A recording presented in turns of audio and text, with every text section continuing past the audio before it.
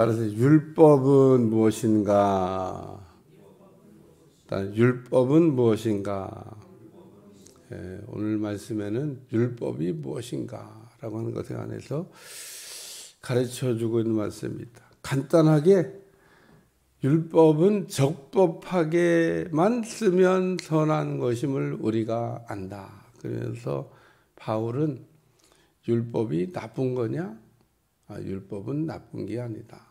그래서 율법이라고 하는 것과 복음이라고 하는 것이 성경에 나오는데 우리가 만약에 율법과 복음에 대한 것을 이렇게 정리했다면 성경 거의 대부분을 알게 된 거다. 이렇게 이야기할 수 있습니다. 우리의 문제가 율법을 잘 모르는 겁니다. 그리고 복음이 무엇인지도 잘 모르는 겁니다. 복음이 복음되기 위해서는 반드시 율법이 필요합니다. 그런데 율법이 필요 없다는 사람도 있고 또 율법으로만 살아야 된다고 하는 사람도 있고 또 율법과 복음을 이렇게 이야기할 때 복음이 꼭 율법인 것처럼 이렇게 설명하는 사람도 있고 오늘 이 율법이라고 하는 것은 구약의 성경을 읽다 보면 신의 산이라고 하는 곳에서 모세가 천사를 통해서 받아가지고 백성들에게 줬던 겁니다. 갈라디아서를 우리가 읽어보면 바울이 율법에 대한 내용을 잘 설명하고 있는데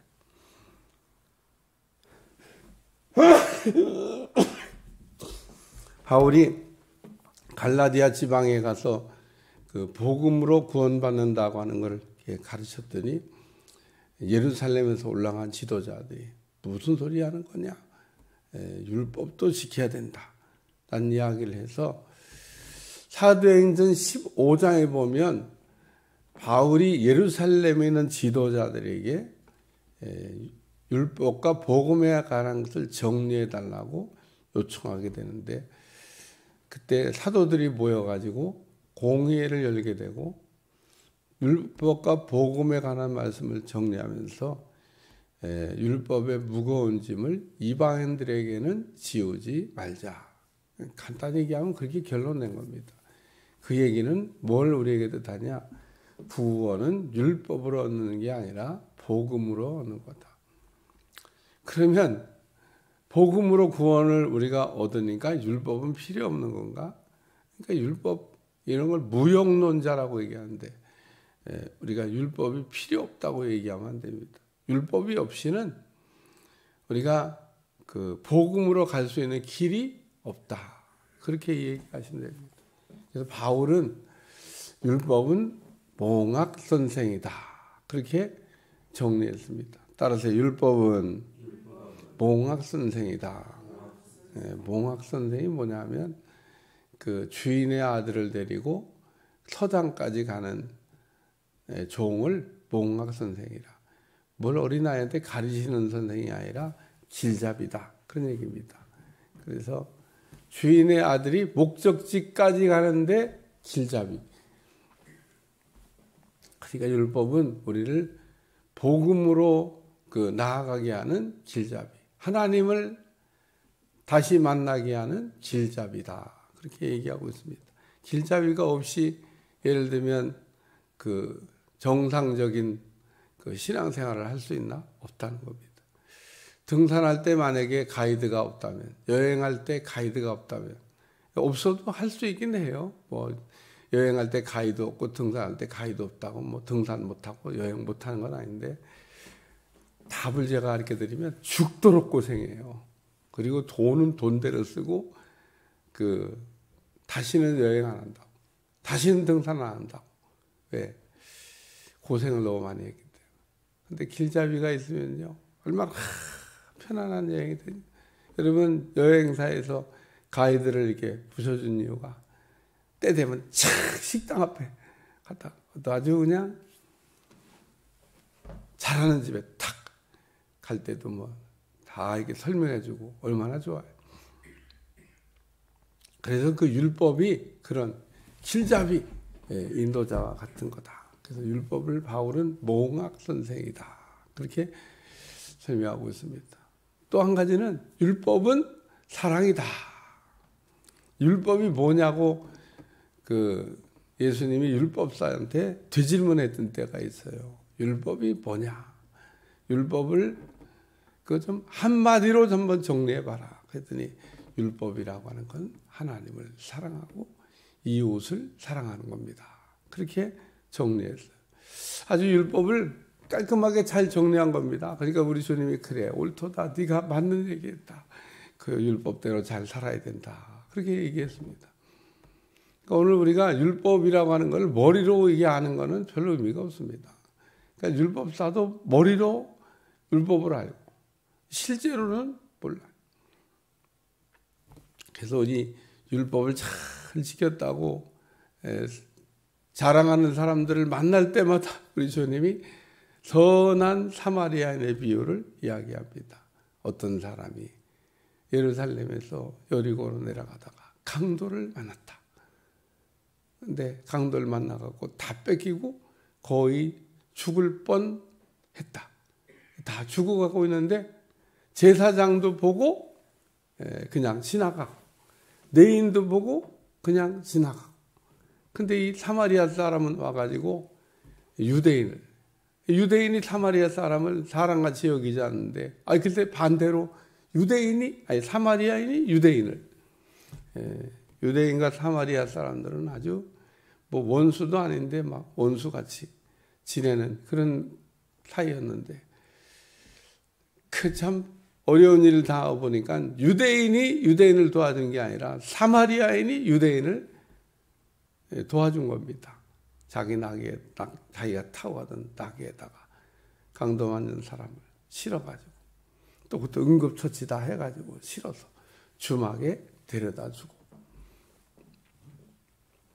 그리고 그 치료비도 이게 내주고, 혹 치료비가 더 들면 돌아와서 갚겠다. 잘 치료해줘서 이렇게 보내라.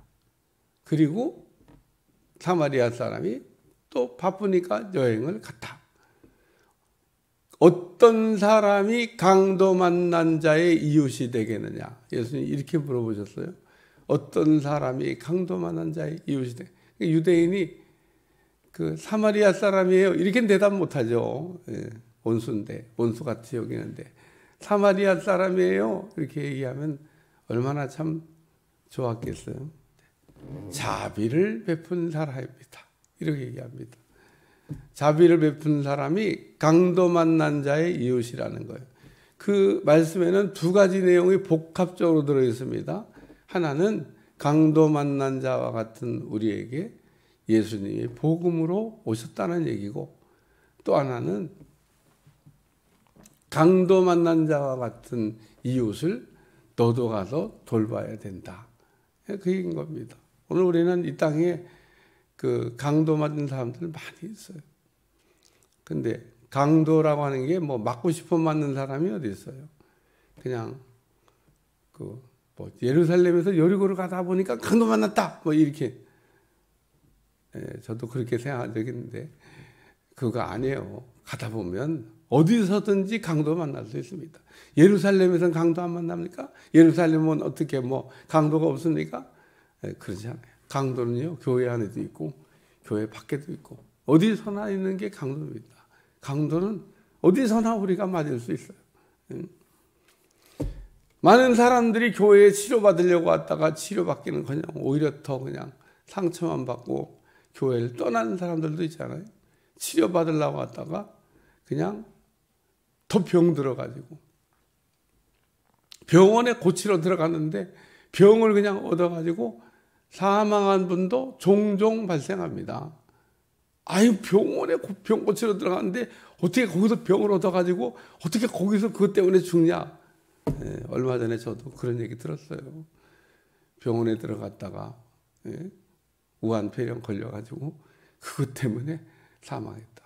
멀쩡한 사람이 들어가가지고 거기서 그냥 그러니까 병원이 병 고치는 곳이긴 한데 병원에서 이게 가끔 가다가 생각지 않은 강도 같은 어려운 일을 만나는 사람도 종종 있습니다.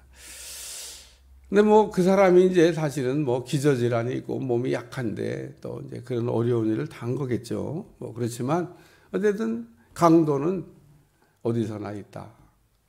참 강도를 피할 수 있는 길이냐? 없습니다. 이 세상은 강도가 아주 들끓는 세상입니다. 근데 우리가 해야 될 일은 그 강도 만난 이웃을 사랑해야 된다는 거예요. 제사장에게도 물어보고 레위인에게 물어보고 왜 그랬냐고 물어보면요, 뭐 한 100가지 이상은 할 말이 있을 겁니다. 근데 그 할 말이 있는 게 중요한 게 아니고 사마리아 사람처럼 강도 만난 사람을 보면 그 이웃이 돼야 된다는 겁니다. 오늘 성경에 보면 이웃이 없어가지고 눈물을 흘리는 사람 있잖아요. 네? 누가요? 수가성에 있는 여자도 이웃이 없어.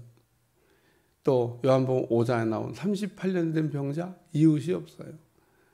내가 물이 흔들린다 그래갖고 막 먼저 들어가는 자는 무슨 병에 걸렸든지 낫는다 그래서 38년 동안 베데스다 연못을 향해 달려갔지만 나를 못에 넣어주는 사람이 없어.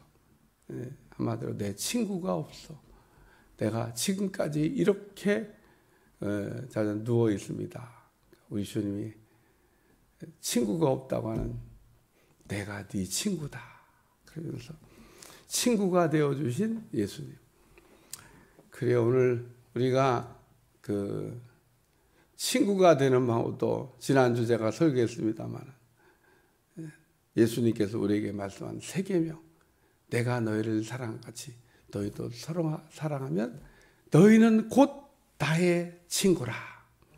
우리는 뭐 친구를 뭐 이렇게 많이 이게 둬가지고 뭐 친구 많다고 그러지만 진짜 우리가 친구 되어 주겠다고 하는 예수님을 친구로 삼아야 우리 인생에 큰 은혜가 일어나게 될 줄로 믿습니다. 그래서 세 번째 말씀은 율법은 죄 때문에 따라서 율법은 죄 때문에 따라서 율법은 죄 때문에 율법이 왜 이게 하나님이 우리에게 주셨냐? 죄를 잡고 지니까 더하여 주신 법이 율법이다. 이렇게 바울이 정리했는데 저는 늘 바울이 정리해놓은 율법에 관한 말씀을 생각할 때마다 바울은 천재다. 바울은 참 하나님이 세운 훌륭한 일꾼 중에 한 분이다. 천국 가면 꼭 한번 만나보고 싶다. 참 어떤 분이길래 이렇게 신약 성경의 3분의 2가 넘는 부분을 이렇게 써놨고 많은 부분을 성경을 복음 말씀을 써놨고 또 구구철절 어떻게 이렇게 아주 핵심 진리를 꿰뚫지 않으면은 말할 수 없는 그러니까 율법을 정확하게 이해한 사람이 누구냐? 바울입니다. 그 전에도 있었고 그 이후에도 있었는데 바울만큼 율법을 정확하게 알았던 사람이 없습니다.